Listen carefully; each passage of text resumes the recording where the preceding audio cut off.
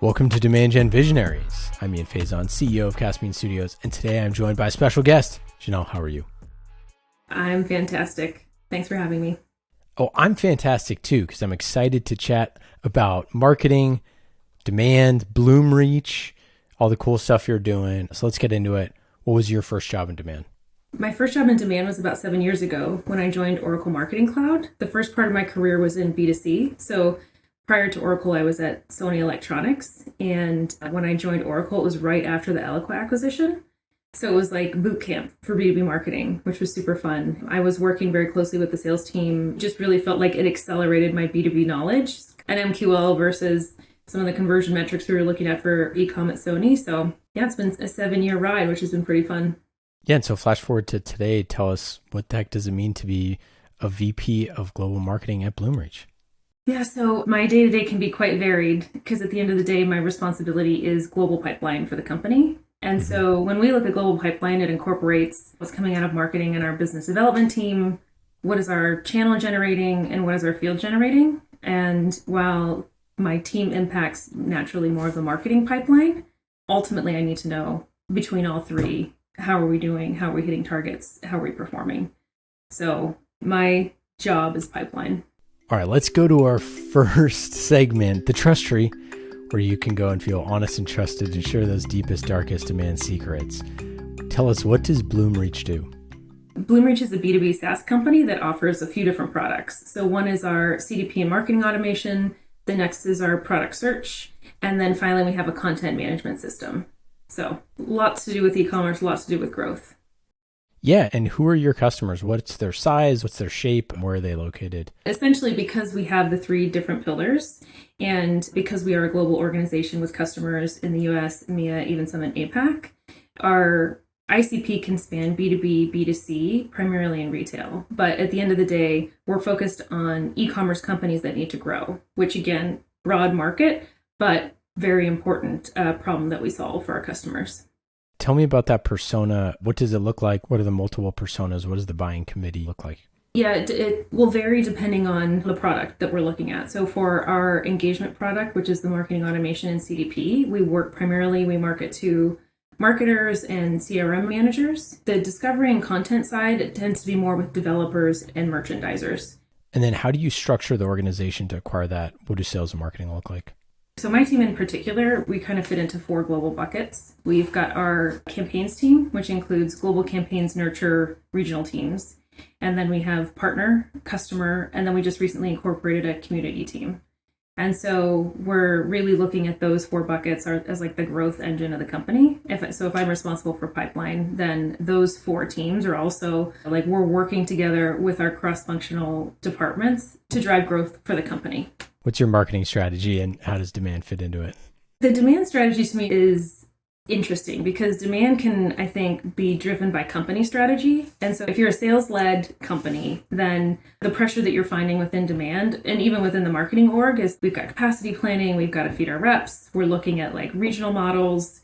If you're a product-led company, then it's a completely different motion and a completely different pressure. So I find that marketers can join a lot of different organizations at this point. So the philosophy that I like to bring is you need to adjust to what the company strategy is. But your role, if you're doing your job as a demand gen marketer, you bring market into the conversation, right? So you're thinking not just about feeding your reps or delivering on adoption and feature, but you're also thinking about like, where's the market going? Where are we creating demand? How are we solving the problem for the market that we're targeting? I think sometimes that can get lost. And it's not easy. I feel like every day you have to make the decision not to buckle under company pressures and to maintain this view into the market and this view into what your messaging should be focused on the problem that you're solving. And if you don't have that message and you don't have that solve, then you need to partner cross-functionally to get there. And I think that's one of the kind of the unique perspectives that marketers can bring, and demand in particular, because you're just so close to the leads coming in, the conversations happening, the pipeline being created. The great Jennifer Johnson says that you need to be the chief market officer. If you're the expert in the company on the market, and really who better to do it, right? Like the CRO is not going to be an expert on the market. Obviously, they're going to know it very well, but they're not going to be an expert on the broader market on like those sort of things. Maybe a chief strategy officer or somebody like that. Obviously, the CEO. But really, that's kind of marketing's job to own. And I think that you're exactly right. If you're just tied too much into paid or too much into advertising or too much into pipe or those sort of things, that you do lose that. And I think for a lot of the demand gen folks that listen to this show, hearing from senior marketing leaders, that's part of how do you build that other part of the skill set to be a market maker. And that's a little bit harder. Oh my gosh. So my chief marketing officer runs the marketing org as a chief market officer. And so it has been an incredibly fulfilling experience to frankly be pushed to look at not what are you driving, what marketing pipeline are you driving, but what pipeline are we driving for the business, and where can we go find more pipeline within the market, and how do we think about like our channel org as a lever for that, and how do we work with them and be challenged by them and challenge them to understand like how are we working together to go dominate this market. It is incredibly challenging, but it makes the day-to-day a lot more fun. Yeah, it's super exciting. The job of the CMO is to bring your message to as many channels as you can, right? It's about bringing your message to those people. And if you think of the market holistically, we need to bring our message to all these people, and not just our brand message, but also the message of our category or the need for this sort of change. It is a lot more exciting. And the other piece to me with demand is that if you are that market expert, there's an entire marketing team that also you're relying on them to be market expert. And marketing has enough that we need to know about, right? There's so many functions, there's so many metrics, there's so much knowledge just within our function. You're then asking the team to be a product expert and a marketing expert. And so I think that's potentially like the next level of this is understanding like marketing enablement. There's entire teams around sales enablement, right? Are there entire teams around marketing enablement? Is marketing benefiting from sales enablement? Are we taking the time to enable our marketing team on the market and the product and not just saying it after your function? So to me, that's one of the things that has to be part of your strategy, because otherwise you're setting expectations for a team, but then you're not giving them the tools to do what they need to do as well. Let's get to our next segment, the playbook. This is where we talk about the tactics that help you win. You play to win the game. Hello? You play to win the game. You don't play to just play it. What are your 3 channels or tactics that are your uncuttable budget items? I don't cut anything from my budget, for the record. It is all necessary. But I will say, when you have to pick the levers, right? I find that, again, like it depends on what market you're in and what you're driving. But for Bloomreach, we're looking at leveraging our channel. So to me, partner marketing, investing in channel, huge priority. Not somewhere I want to necessarily cut budget. I think paid search is just a tried and true, like you can love it or hate it, but you have to invest in it. You have to understand it. You have to react to it. You have to benefit from it, etc. And then I think global events have obviously made a comeback, and I think they've changed in a really interesting way. And so to me, global events is another area where maybe you're not spending the money you were before because there's not big blowout trade shows. Maybe trade shows are not performing as they were before, but global events is an important lever that we should be looking at to build community, to run hosted events, to bring people together to have conversations. So those are kind of the 3 areas where I'm looking to maximize, I think, investment. Because again, there is no part of my budget that's cuttable. I love it. Can you go into more details on all those and give some examples of the way that you're thinking about it? Yeah, I'm happy to start with partner marketing because we've talked about our personas and we've talked about like the profile of our customer and the regions that we're in. And if you think about funding a marketing org to be in every single conversation across all those personas and across all those markets, like your CAC ratio just gets decimated. And so thinking about efficient spend is thinking about who else is having these conversations? Like how else can we amplify our message? How else can we amplify our awareness? And to me, channel is a super important piece of that, right? Building out the partner ecosystem for Bloomreach means building out partners that can both use our product to support their customers, but can also do implementations. There's a lot of different ways that partners can benefit from our product, and then customers can benefit from what they're doing with the partners. And if we're not investing in those relationships with partners, if we're not investing in being in markets with those partners, then we're not going to be taken seriously as a vendor either. So I think it's important to just consistently fund that channel, but fund it in a way that you're focused on, joint value, and then also really thinking about partners as a brand awareness mechanism too. Yeah, I love it. I think that partners can be done extremely well and extremely poorly because it's sort of like, hey, give a teeny tiny sliver of the budget, hire a partner marketing person, give them no resources and do that. And I've seen that happen, hey, we're each going to chuck a couple of dollars at this thing and say, I hope it works. Whereas like no other marketing initiative would ever be done like that, Yeah. So yeah, how do you maximize results on that stuff? So much of, I think, what you need to start with as a demand gen marketer is the message, because the message feeds into the value prop and it feeds into why people are going to care about you, whether they should engage in your activity, and then ultimately the value that they're going to get out of that activity. And to your earlier point, if we're just kind of throwing money at a partner because we can say we got an activity out the door, like, yes, we will get that activity out the door. And yes, we might get a lead list. But are we doing anything to further our message? Are we showing any value in partnering with this partner? And that's where some cross-functional alignment with the partner team is really important, because they have insight into what is the joint value prop with this partner. Why do we want to invest in going to market with them? How are we going to show that there's a better together story? Or if there's, like some sort of like joint value we can bring to the market, to the people going to the event, to the people consuming the content. I think it's an easy default to not put that thought into it, but it happens. It will continue to happen. But if you truly want to drive value out of your partner ecosystem, you've got to have some sort of like better together story or some sort of value prop for them to be working with you. Yeah, better together story. Mm-hmm. That is so critical to these type of campaigns. If you are going that route, is like, there's a reason why we're together. There's a reason why we're doing this. And I feel like if you don't have a better together story, it's just going to be transactional. If it's not something worth overdoing, then it's probably not worth doing, right? That's part of the issue with partner campaigns. Like, hey, we're going to do one webinar with these people and like see how it goes. And I understand the like test and experiment type stuff, but like to me, that feels like such a losing attitude. Maybe you disagree with that, but it's like, hey, let's just do this one-off thing and like experiment. It probably depends on the stage of your partner ecosystem too. So to give a bit of background, Bloomreach 2 years ago acquired Exponia, which is now our engagement product.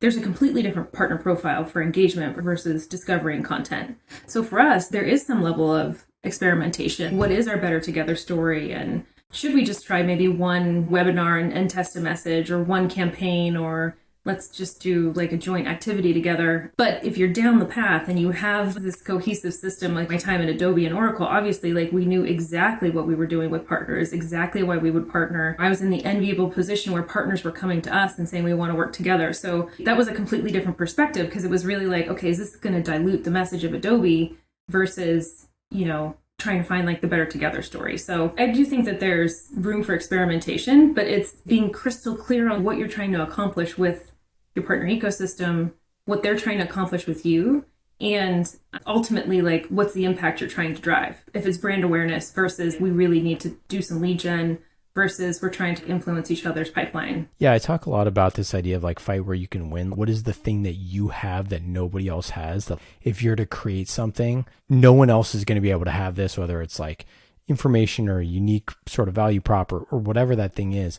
And I always feel like the best partner campaigns sort of take both companies' unique thing about them and like jam them together, right? I feel like when you see it well, you get that moment where it's like, hey, we have this super unique data set about developers. They have a super unique set about CISOs. And here's this really cool intersection of like how these two play together, for example. Our data plus their data, or this event that we did that we got this really interesting tool that people have been using and we tested this event is working. So anyways, I feel like that there's those type of things are really unique, and they might not be a better together story, but they are a unique framing for someone to say, oh yeah, I haven't thought of it that way. Yeah. The other way to think about it too, and maybe this is particular with tech partners, but there's also some good like extension stories. This is how you can get more of the product by working with this particular partner or solution. And that sometimes I think is the new perspective. Like I'd never thought about combining X and Y to get to this place. But finding that story and finding that magic, I think, is the difficult part across the board of being a marketer. Like what is that story that's going to resonate, that's going to actually solve a problem that people didn't even realize they have?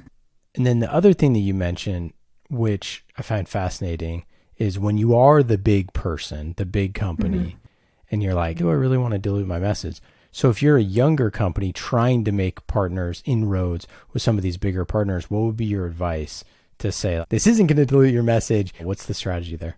So there's a few different things I think you could try. So one is understanding the button you need to push with a big company. And I feel like coming from a big company, that's the only reason I have this perspective, because sometimes it's as simple as like, that some of your marketers need to spend by end of quarter, and you can come to them with something that fits into their like campaign themes for the quarter or their strategic goals.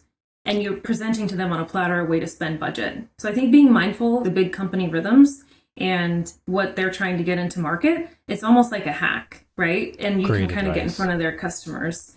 But I think the other thing to think about is, again, like assuming that you can go to some of the bigger companies and say, hey, I want to do this. This is a great idea. They're probably not short on great ideas. What they are short on is like creative ways to bring those ideas to life. There might be markets that they're not really focused on getting into, but if you present a solution to get into like a city or a region or whatever it is, they're willing to spend some test money there.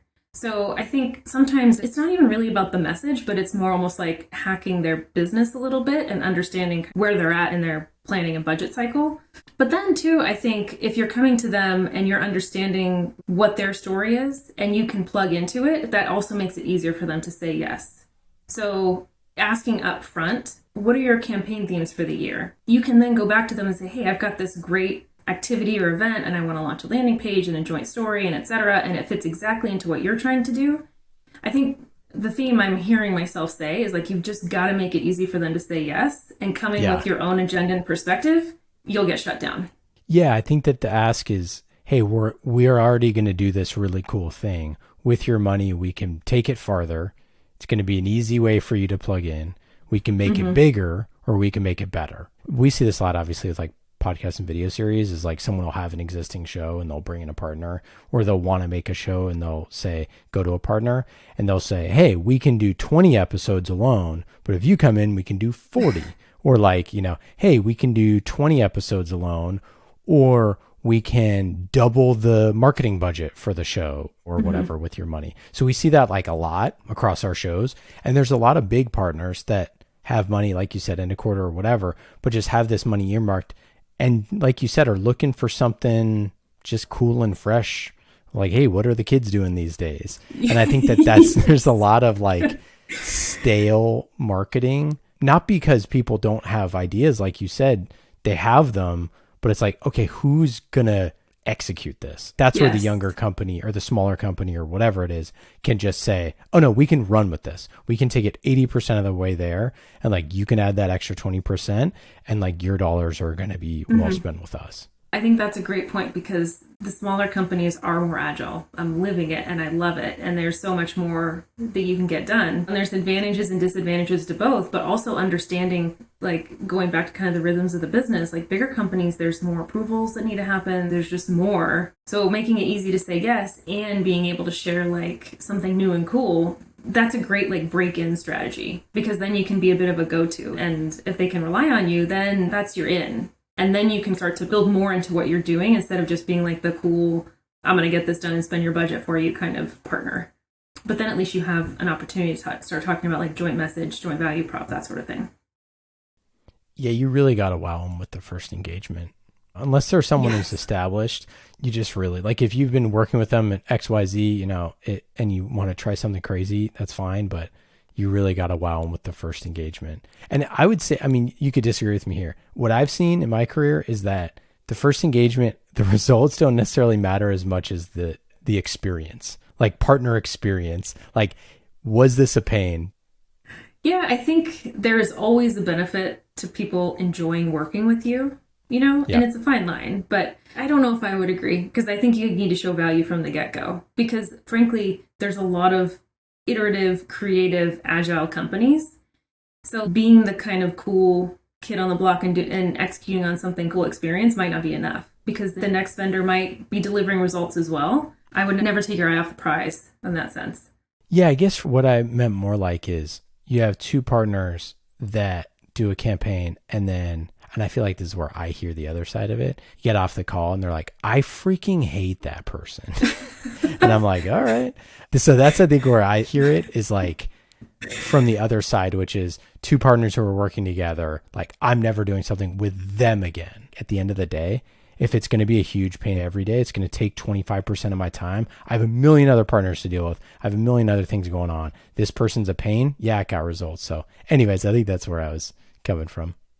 I think that's a fair point. That's the relationship building part of partner marketing that we haven't even talked about. Like, part of the partner marketing role is building relationships with partners. I don't like the term easy to work with because then that makes it sound like you're kind of do whatever they want you to do. But Sure. They don't enjoy working with you. You're right. Like, they'll move on. Great stuff on partner marketing. Any other thoughts on Uncuttable, on events or anything else? I think from an events perspective, like we have a global events function, but we run events out of every single one of our functions, like customer, partner, trade shows, etc. I think my final thoughts on events are it's potentially an easy channel to allocate money to trade shows and sort of be one and done. You get a big list. I think some of the cool stuff that the Bloomreach team is doing with events is thinking about the experience, about extending the event into brand awareness and into partner and customer. And so thinking of events as almost like an in-person integrated campaign versus like a one-off events is over there doing this. So I think that's another way to kind of like maximize your budget with events. Don't think of it as just a lead list that you're getting with a booth, which I can't imagine people think of it like that anymore. But there's so much you can do with events creatively to further your brand, to further the experience, to involve partners and customers. That's another area I'm actually really excited about. I feel like I've come full circle on events and I'm like fully on the event train. Yeah, we hear total mixed results. Some people want to piece it out. It's such an exciting space to watch of what happens next. It feels kind of fresh again, which is interesting. Yeah, because it's upended. And so it's like a big spring rain, right? Is there something that you have not invested in yet that you really are excited to try? Oh, that is such a good question. I'm going to say actually like our community team. So we incorporated the community team in July. Super fresh, obviously. And I think there's so much investment that we're going to make in our community team, but we're working through like strategy and what's the phases of community and what's the impact of the investment. That I think that is an area where I'm really excited to double down and figure out how to both resource and invest to drive results that are more focused on like organic and direct traffic and referrals and advocacy and all that great stuff. I'm excited that we've kind of carved out a piece of our marketing business that's solely focused on community. I love it. And I'm super excited to hear how that goes. I'm like the biggest fan and steward of how the heck do we build these communities. So, okay, let's talk campaigns. Have a favorite campaign that you've done either here at Bloomreach or previously? Yeah, I love the campaigns we're doing at Bloomreach. We pivoted to no forms in the spring. So we've had basically 2 quarters running no forms campaigns. And it has just like unlocked creativity within the team because we have the different pillars and personas. Like there's a lot of opportunity for variation. But within the engagement pillar, we ran this holiday campaign over the summer, right? Like getting ahead of our personas buying cycles. And it was all about understanding multi-channel and how multi-channel can help you for the holidays. And they created this awesome advent calendar where you open a door a day and you get tips and tricks and little videos. We have a super creative in-house content and design team too. So the way that we can ideate on campaigns and then bring them to life, I'm so excited about them. And I would say too, the other benefit of running no forms has been like the increase in organic and direct traffic. So we're finding that our campaigns are actually more efficient now too, which is super, super exciting. There was another campaign all around our enhanced search and our discovery capabilities. And they were just basically showing the difference. Like if you're searching chocolate milk versus milk chocolate, if your search tool is smart enough, it can recognize the difference. But the way that they brought it to life on the no forms landing page, like I still will sometimes go back and look at them when I need like a bright spot in my day. I love that. Where's that at? Where's that on bloomreach.com? It's in our learning section. Oh, love it. Oh yeah, those will live on forever because they're like evergreen material. They're always going to be useful. The ultimate guide to search relevance. That's so fun. Speaking of your website, how do you view your website, bloomreach.com? The website is like the central nervous system of the marketing org, I would say. The website has to serve so many different purposes. The way that we bring our campaigns to life on the website. So we've actually moved from kind of one-off landing pages to bring it onto the site to make sure that we're directing traffic in one way. But then you think about the way that it's got to show brand. There's got to be sort of like bottom of funnel content, pushing people through the customer journey. I think ultimately at the end of the day, you should approach your website like your customer journey. You've got to serve up content so that they understand where to go next. but then you should be dynamically reacting to what the content is that they're consuming so that you're getting ahead of whatever it is that they need to know next. I also think about the website in the customer journey context, right? So if you're landing on the homepage, right, that's how you talk about yourself. But you immediately need to redirect to pages like use case pages that are how should the customer think about the product in the context of your problems? And then following that, you want to go directly into case studies. Like, what's your social proof, right? Like, how do other people talk about how you solve their problems? I think that's one of the most organized ways to think about the website and the customer journey. And then from there, you can plug in the content, you can do your testing and your optimization and all that good stuff. But that should never change, right? The customer journey is the customer journey. I love it. Okay, let's get to our next segment, the dust up. It's where we talk about healthy tension, whether that's with your board, your sales teams, your competitors, or anyone else. Genelle, have you had a memorable dust up in your career? I have, I think, come full circle on my sales and marketing alignment. And I think it took some dust ups early in my career, particularly with sales is definitely from personality type, very different than mine. So it's been learning how to work with sales orgs that if they're the kind of salespeople that can close, they're the kind of salespeople that push, right? And so early in my career, I was like, why are they being so pushy with me? Why are they trying to tell me what to do? And it took a dust up for me to understand that that's good, that's healthy, they should be pushing, but I should absolutely be pushing back because I have knowledge and insight that they either don't have or need to hear. Mm-hmm. So I think generally that's my sort of like career dust up progression, but it's brought me to a good place. And I feel like I can have healthy conversations with my sales leaders and disagree, but it's fine. Like, we should be disagreeing. We should be pushing each other. That's ultimately like the sign of a trust-filled relationship, I think. Yeah, for sure. Like, and you both want to get to the same place. It's like both of you want more revenue, and the way that you're going about that might be different. But I like the idea of when they push that, like, you jujitsu pull them, right? It's like turn them back around and throw them heading off on another direction. Okay, what's your process going into building a community? I think the first thing you really need to think about with community is audience, because we found quickly that particularly like if you want to align internally, community can take on a lot of different like perspectives and expectations. And if you start talking about community, it's like, well, is that our users? Is that our customers? Is that like the developer community? Is that practitioners? Do we invite prospects? And if you are trying to build a community that incorporates all of that, like, you will never get off the ground. So it's been an interesting process to think about community in phases. So phase one is like, is it a product or practitioner-led community, first and foremost, right? Mm-hmm. And then once you move past that, it's like, you have to also think about really like staffing this community, because at the end of the day, it's going to grow if you're engaging with it and you're feeding it. And what does that mean? If you have a community manager, they're probably great at building an audience and they're probably fantastic at engaging, but are they product experts? Are we going to expect them to be monitoring forums and answering questions? And that's where like bringing the rest of the company along is so critically important.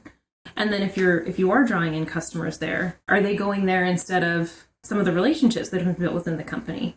So I think one of the maybe fallacies of community is it's like you can build up a digital presence and you think about all the marketing pieces of it, but the ramifications for the business are huge. And without the support cross-functionally, it won't take off. So that's been one of the more interesting learnings. Having done community in previous roles like at Sony, there were some learnings I had there, but it's definitely a completely different beast in B2B SaaS. Yeah, I like to think of it that there's like your total addressable community. So would it be hashtag developer or hashtag like Marketo Marketing Nation, right? Like that's like the would you wear the t-shirt, right? That's the big overarching community, of which there's all sorts of sub-communities, some of which you're going to build, some of which are already there, some of which you're going to combine the two. Your customer advisory board, that's a tiny little community that you build. Your customer community, that's a bigger community within that community. There's what I call like the movement community, which is like, are you building a movement towards this next future thing? And I think that community is differentiated, and like content and community, I think that those two things, like content is meant to both pull from the community, but also push for like thoughts and ideas and out of their comfort zone, or push people into their comfort zone. And like, how do you coordinate these people meeting and discussing, and then also sharing those insights to broader people and all that stuff? Like, it's super nuanced and complex, and I obsess over it. It really is. Same, because every time you think about community, you can think about it from a different angle. Because all of those things you just mentioned, particularly content, like why would the community give you content if you're not adding value for them? And the automatic, it's easy to think about what you're going to kind of get out of community, but it's more important to think about what you're going to give to community. Well, yeah, it's like social, right? All of these social networks were created, and then we were like, wait, I can push all of my thoughts out there. And then you look at like the vast majority of the ones that have horrible engagement, and it's all push content, right? There's no pull. There's no engagement. Those accounts are not going and commenting on stuff. And this is why we see user generated is like so much more popular, and why all the platforms prefer that. It's because they don't want brands to just push, right? They want you to engage, and they want that to come from people. And ultimately, like, there are mavens and centers of influence within community that come back to people that they trust, right? So you have to steward those relationships, and like the community manager is a relationship manager first and foremost, right? What do you want to quote unquote control versus what do you just want to influence, right? That is super uncomfortable tension there, because thinking of that sort of like gold of the engagement and the content they're creating, and even just kind of like their thoughts and opinions, marketers are lying if they say they don't want to control it. So it's more like, how do we help ourselves not interrupt what's happening? You know what I mean? Yeah. Great conversation. We'll continue. We'll have to check in after a few months as you've been doing the community piece. Okay, let's get to our final segment, Quick Hits. These are quick questions and quick answers. Just like how qualified.com helps companies generate pipeline quickly, tap into your greatest asset, your website, to identify your most valuable visitors, instantly start sales conversations, quick and easy, just like these questions. Go to qualified.com to learn more. We love Qualified. Check them out. Genelle, are you ready? I'm ready. Number 1, do you have a hidden talent or skill that's not on your resume? I am a fair to middling surfer. Ooh, that's a fun one. It is. Do you have a favorite book, podcast, or TV show that you checked out recently? I actually just listened to the final installment of the Serial podcast where Anand was released. I think everybody listened to that, and hearing the final chapter, I think, is a podcast episode that's stuck in my head. Beyond cathartic. Right? Very satisfying. Favorite non-marketing hobby that maybe makes you a better marketer? Reading. What advice would you give to a first-time VP of marketing who's trying to figure out their demand strategy? Dig into the data. If you weren't in marketing at all, or in business, what do you think you'd be doing? I'd be a writer. Genelle, it has been wonderful to have you on the show. For our listeners, go to bloomreach.com. If you know someone in the e-com industry, check them out, bloomreach.com. Any final thoughts? Anything to plug? I'm super happy to be here, and let me know what you think of our search relevance campaign and our no forms, because I think that was a fun one. And hopefully we'll catch up in a few months on more community. Yeah, milk chocolate or chocolate milk. Different, but the same. Awesome. Thanks, Genelle. Take care.